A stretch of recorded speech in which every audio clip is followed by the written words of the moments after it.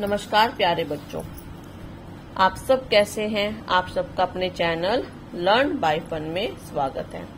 आज की इस वीडियो में हम अमोली हिंदी पाठमाला पाठ नंबर 11 हिम्मत का मूल्य पाठ के बारे में पढ़ेंगे।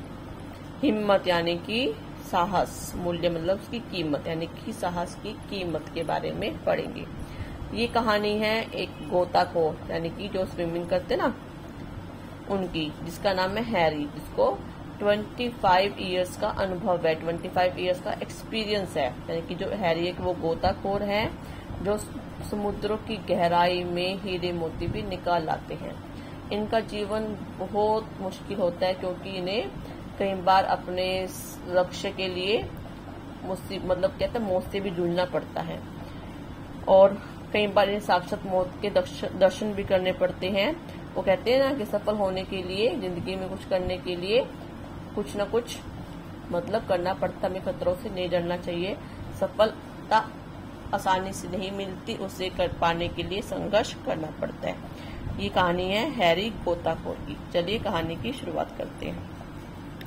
हैरी को गोताखोरी का 25 वर्ष का अनुभव था। तो गोताखोरी क्या होता है, जो पानी में डुबकी लगाते हैं, जो समुद्र होते हैं उनके बीच में डुबकी लगाते हैं। इसी अनुभव और अपने आप पर पूर्ण विश्वास होने के कारण ही वह समुद्र की सतह से 40 मीटर नीचे जहाज तक पहुंचने का साहस कर सका था।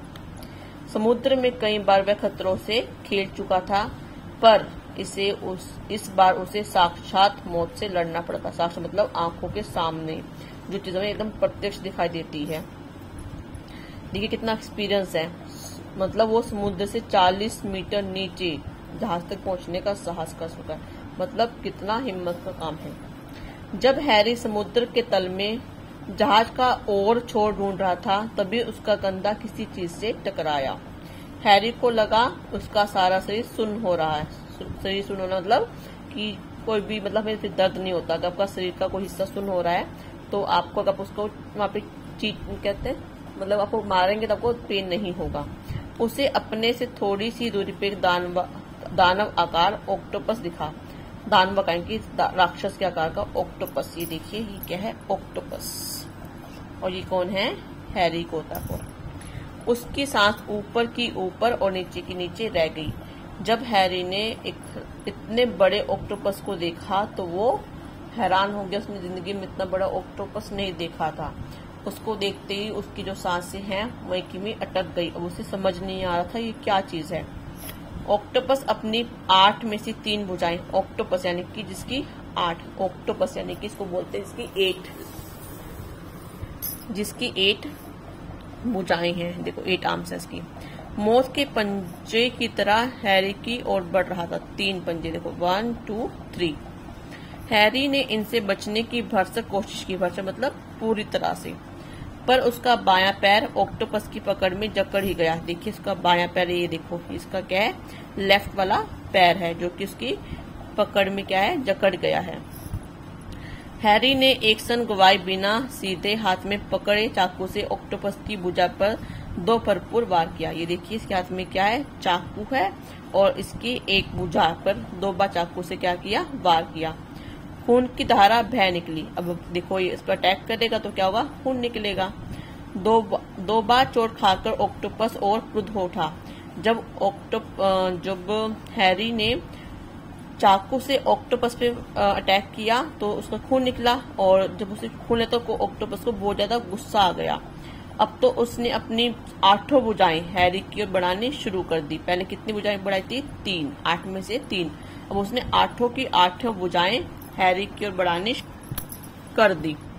उसने हैरी को बाहों में जकड़ लेने के लिए एक भुजा उसकी पीठ के पीछे से फैलानी शुरू की। हैरी ने ऑक्टोपस के शरीर की बीचों बीच अपनी पूरी ताकत से एक जोरदार वार किया।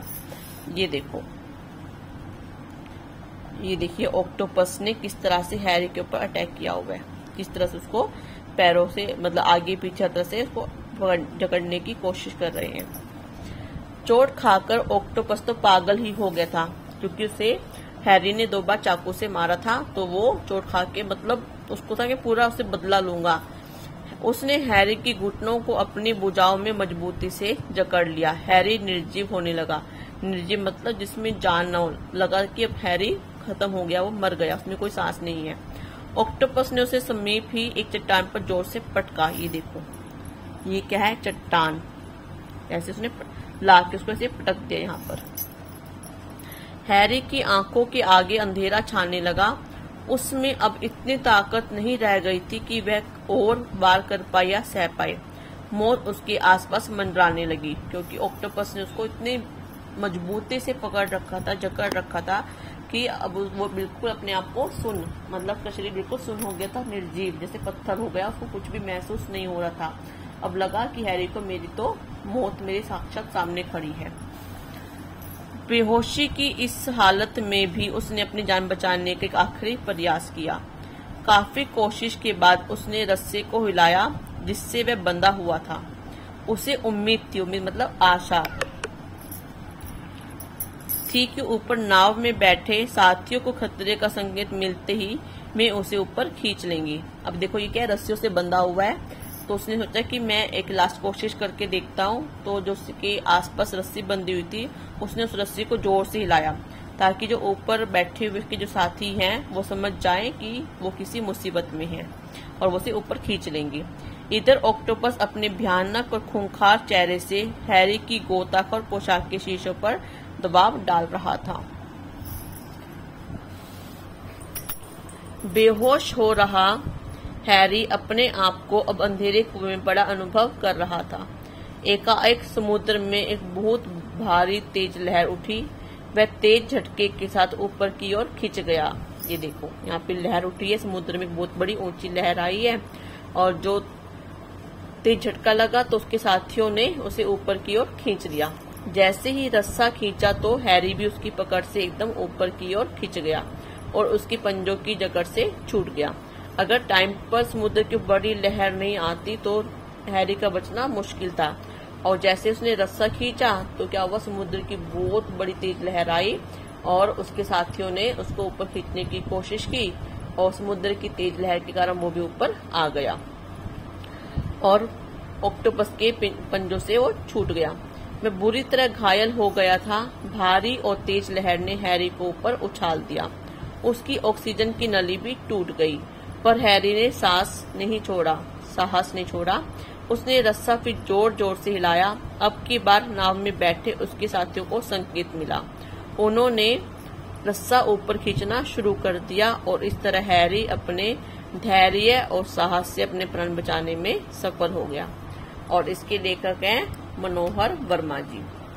इस कहानी से बच्चों को क्या शिक्षा मिलती है कि अगर हम कभी मुसीबत में हो तो हमें घबराना नहीं चाहिए, हमें धैर्य से मतलब धीरज रखना चाहिए और पूरे साहस से, पूरी हिम्मत से उस मुसीबत का सामना करना चाहिए। और कहते ना, समस्या से पहले समाधान होता है। अगर हमें कोई समस्या परेशान करती है तो उसका समाधान भी जरूर होता है, बस हमें थोड़ा विवेक से, थोड़ा समझ से काम लेने की जरूरत है। आपको ये कहानी कैसी लगी प्लीज मुझे कमेंट सेक्शन में लिखकर जरूर बताइएगा। धन्यवाद।